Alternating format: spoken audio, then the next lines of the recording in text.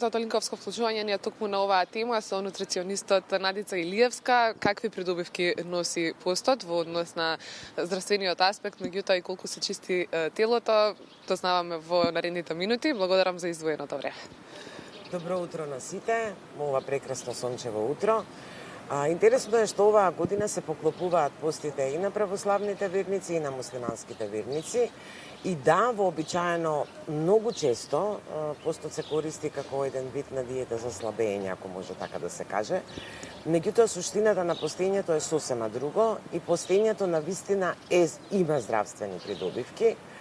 Посебно во смисла на тоа дека и временскиот период всушност се поклопува со некои потреби на нашиот организам да се припремиме за наредните годишни времиња кои што се пред нас.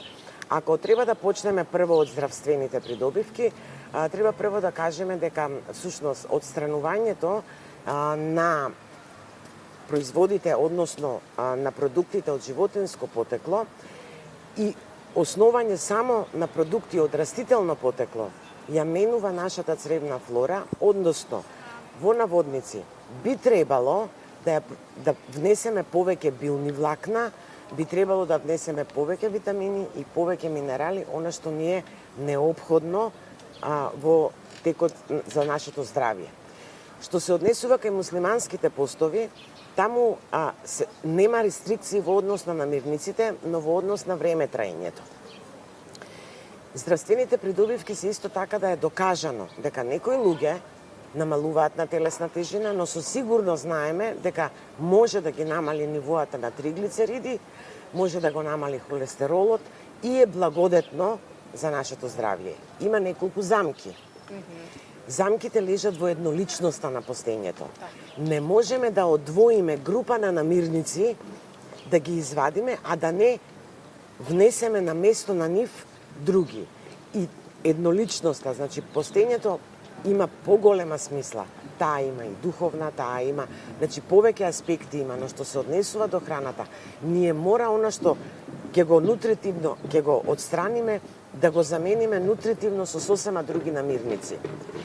Замките во православните постови се да внимаваме на внесот на Б витамини, односно на B12, потоа Д витаминот, посебно оние кои што многу долго време се без масло, треба да имаат на ум дека витамините растворливи во масло многу потешко ќе бидат усвоени и добиени од исхраната и најчестата грешка е во комбинацијата на растителните протеини, потребни се специфични комбинации за да ги добиеме комплетните протеини. Кај муслиманските постови пак треба да се има на ум дека нашиот метаболизам не е предодреден да дигестира храна ноќе, што значи дека не треба да се претерува со тешки масни јадења и препорака е, гледам во пракса и околу мене, препорака е да се прескокнува по јадокот. Најважно, ако сакаме сите овие здравствени придобивки да ги имаме, е да не заборавиме на течностите. Во тој дел треба да го зголемиме внесот на течности, за да може нашето тело да се исчисти. Веројатно за оние кои што постат, наоѓаат замена за се, меѓутоа потешко има да најдат замена за протеинот кој што го добиваме од месото, особено од белото чисто месо. Кои хранливи материи можат да го заменат тој протеин? Знаете, онака како што е постот даден да се тера во цел овој период, едноставно како некој нутриционист да го пишувал во дамнешни времиња. Токму кога на организмот ќе му недостасуваат комплетни протеини, ние имаме точно одредени денови каде што се внесува риба, како што се празниците цветници, благовец и така натаму. Меѓутоа комбинациите на растителните продукти треба да ги запазиме. Например, гравче со леб. Оние аминокиселини кои што ги има во лебот, ги нема во гравот и обратно. Леќата исто така треба да ја комбинираме со житарица. Најчесто препорачувам да во таквите варива каде што се богати со протеини, како што е грашок, боранија, граф, леќа и други житарки, да додадеме многу малку ориз, тој делува балансирачки во однос на аминокиселините. Потоа комбинација на несвојствени за нас, комбинација на овие типови на махунарки со коренестите со коренестите зеленчуци, па можеме да додадеме, додавајќи морков, додавајќи прас, додавајќи такви зеленчуци во класичните варива. Замката е таму што наместо да го исчистиме телото, многу често на крајот на постот ние имаме и вишок килограми, затоа што постењето се сведува... Веројатно затоа што се јади еднолична сува храна. Сува храна се сведува на леп и на мармалад.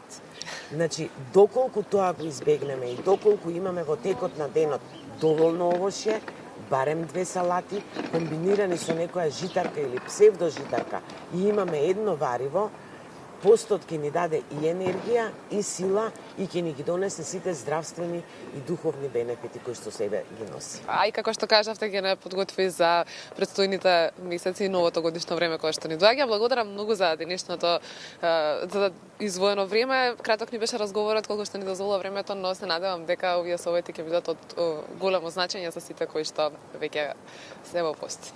Мене ми беше задоволство и секогаш со задоволство. Благодарам уште еднаш. Тоа беше разговорот со нутриционистот Надица Илиевска за сите бенефити кои што ги носи постењето врз здравјето, меѓутоа и оние замки кои што често се занемаруваат, па верувам дека добре дојдени се сите совети.